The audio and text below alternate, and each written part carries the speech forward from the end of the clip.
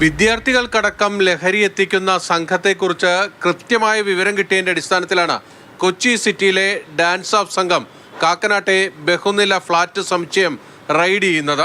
റെയ്ഡിൽ 3 പേരെയാണ് dance of സംഘം പിടികൂടിയത്. അവരിൽ നിന്ന് 1/2 കിലോയോളം MDMA, കൃത്യമായി പറഞ്ഞാൽ 436 ഗ്രാം രാസലഹരിയാണ് പിടികൂടിയത്.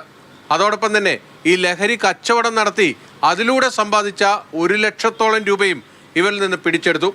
ഈ സംഘം ഉപയോഗിച്ചിരുന്ന ആഡംബര ഔഡി കാറും പോലീസ് കസ്റ്റഡിയിൽ എടുത്തിട്ടുണ്ട്. ഇവർക്ക് എവിടെ നിന്ന് ലഹരി കിട്ടി, ആരൊക്കെയാണ് ഇവരുടെ ഇടപാടുകാർ തുടങ്ങിയ കാര്യങ്ങളൊക്കെ ഇപ്പോൾ പോലീസ് വിശദമായി അന്വേഷിച്ചു വരികയാണ്. ഇവരുടെ ഫ്ളാറ്റിൽ നടത്തിയ പരിശോധനയിൽ ഈ ലഹരി ഇടപാടുകളുമായി ബന്ധപ്പെട്ട കൂടുതൽ വിവരങ്ങളും ഡാൻസ് ഓഫ് സംഘത്തിന് ശേഖരിക്കാൻ കഴിഞ്ഞിട്ടുണ്ട്. പാലക്കാട് സ്വദേശി അർജുൻ, കാസർഗോഡ് സ്വദേശി രതീഷ്, കളമശ്ശേരി സ്വദേശി ആസിഫ് എന്നിവരെയാണ് ഡാൻസ് ഓഫ് സംഘം പിടികൂടിയിരിക്കുന്നത്. ഇവർക്ക് നഗരത്തിലെ മറ്റ് ലഹരി ഇടപാടുകാരുമായി ബന്ധമുണ്ടോ എന്നതടക്കം പോലീസ് പരിശോധിച്ചു വരികയാണ്. ഓപ്പറേഷൻ തൂഫാന്റെ ഭാഗമായി വലിയ റെയ്ഡാണ് കൊച്ചി നഗരത്തിൽ ആകമാനം നടത്തുന്നത്. ഇതുവരെ 90 ഇടങ്ങളിലാണ് പോലീസിന്റെ പരിശോധന നടത്തിയിട്ടുള്ളത്.